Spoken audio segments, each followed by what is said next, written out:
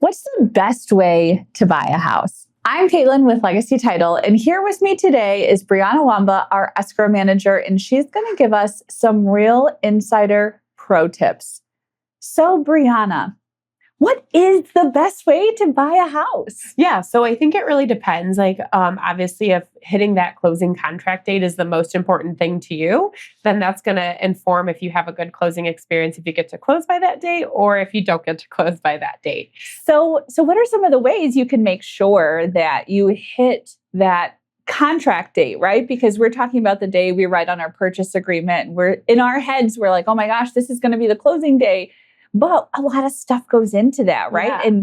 And it's easy for that day to come and go. And we may think, oh my gosh, this closing is a disaster simply because we didn't close on the day we wanted to close, which is totally fair.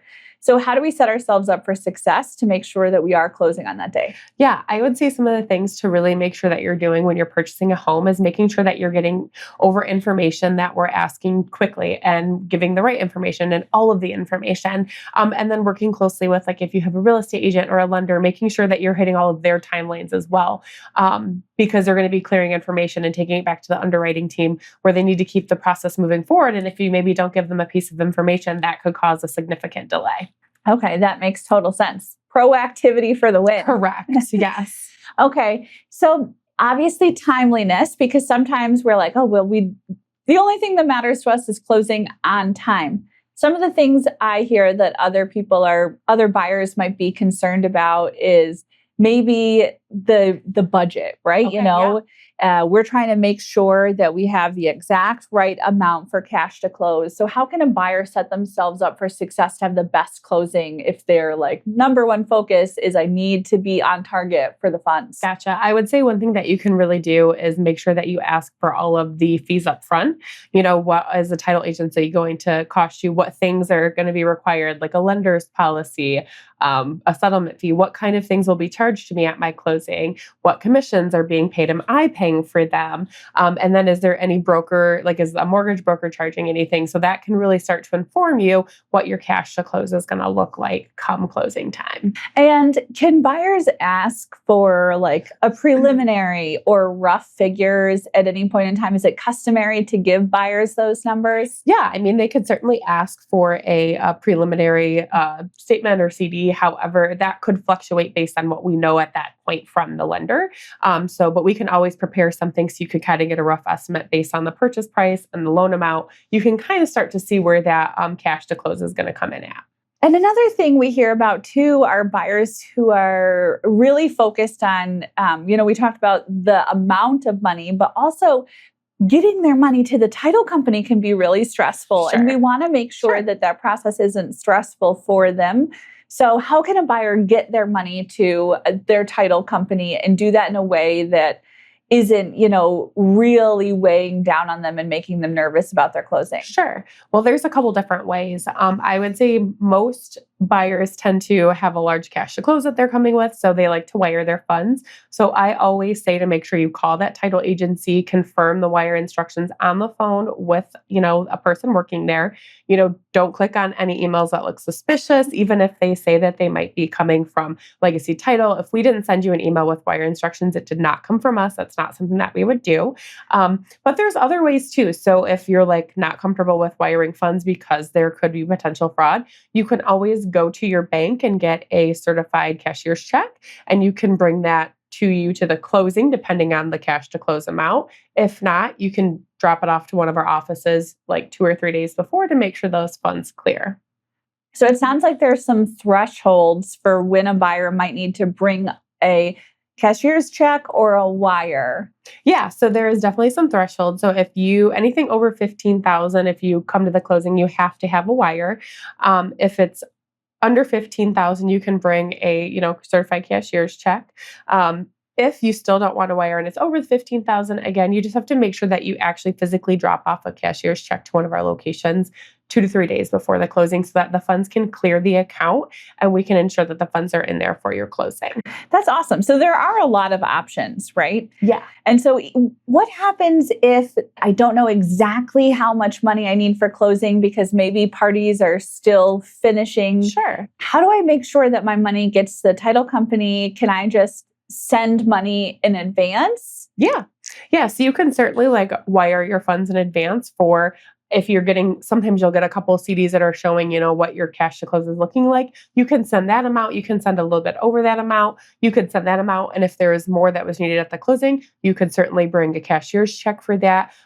So there's a lot of different options to get your funds there to make sure that you have time to get to the bank, because we know that can be a stressful part of closing is what are the bank hours? I'm working, all of that navigating. So you can always send your funds to us in advance. Oh, okay. Awesome. And if it's not perfect, Legacy will refund the difference. Absolutely. Or you can make up the difference in another method, most likely. Okay, awesome. What are some other things you think that buyers might really be focusing on as they're approaching their closing? I think another thing that buyers might really be focusing on is obviously they're thinking about a lot of things logistically. How are they going to move all of that? So one thing that they're thinking about though is, where am I going to be closing and how am I going to fit that into my schedule, right? So I think making sure that we can give them all the different options of closing. We have a couple different locations, talking with your real estate agent, making sure you see what's available. I think that's probably a little bit of anxiety of, where do I close? So we do have 3 different locations to help ease that, but also we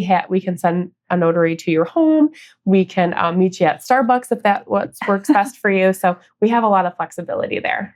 Okay, awesome. Yeah, because we're busy, right? Yeah. So it's nice to know that there is some flexibility and the appointment itself doesn't have to be stressful. Yes. So best case scenario, we're going to have the best closing yet. We're going to be proactive. We're going to be prepared. We can get some estimates ahead of time. We're going to know how to send our money.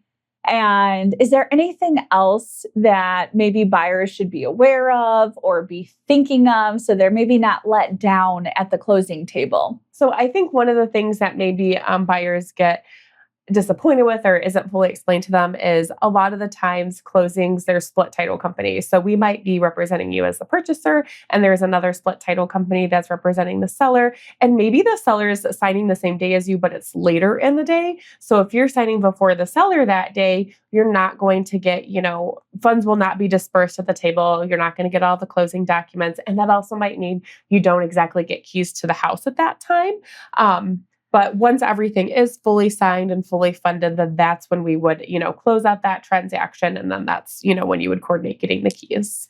Okay. So there is a very normal situation that happens frequently. Yes. Where the buyer could go through all of the signing and everything and still and hand over their money, but still not get the keys. And that I'm sure would be very disappointing if they weren't expecting that. Yeah, I think it just goes back to communicating early and making sure that they're aware up front with what's going on. Was the seller signing that day? Did the seller already sign? Are you getting keys that day? Is it going to be a week later? Is there occupancy? Did you allow the, sellers to stay in the property for 30 to 60 days? So that obviously you're not getting the keys at the closing table. So making sure that you really work closely with your real estate agent to understand what's going to happen at the closing table as well. That's a really good point. And it sounds like pretty much every closing has the potential for being different. I mean, even if the seller decides to sign later in the day, but the same day, it could really drastically affect that buyer's experience. Yeah. Especially if they weren't expecting it.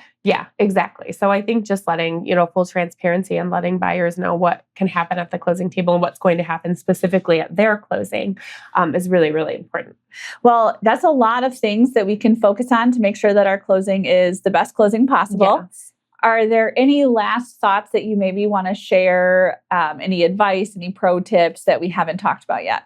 No, I mean, I really think it just comes back to setting your clients' expectation so that it's successful, making sure you point out any potential delays, making sure that they're going to hit their timeline and just giving them the full picture before it even happens, I think is probably the best advice I could give. That's awesome. And are there any resources on Legacy's website that realtors can provide to their clients or anything like that? Yeah. So we have a lot of resources for buyers. So you can even create like a buyer's cash to close estimate, which is really helpful. Obviously, if they're sending earnest money early on in the process, we have an app where they can send that through our website. There's a lot of really good resources that they can access at on our website. Awesome. And I think there's a whole section on there that even talks about all the stages of a closing broken down with videos and things like that. So even if, even if you are educating your client really well, it's always nice to be able to provide some more resources. So just like you said, they know what to expect. Exactly. And actually going back to that, it actually shows a process of all the steps so that they can kind of see where they are in the steps so that they know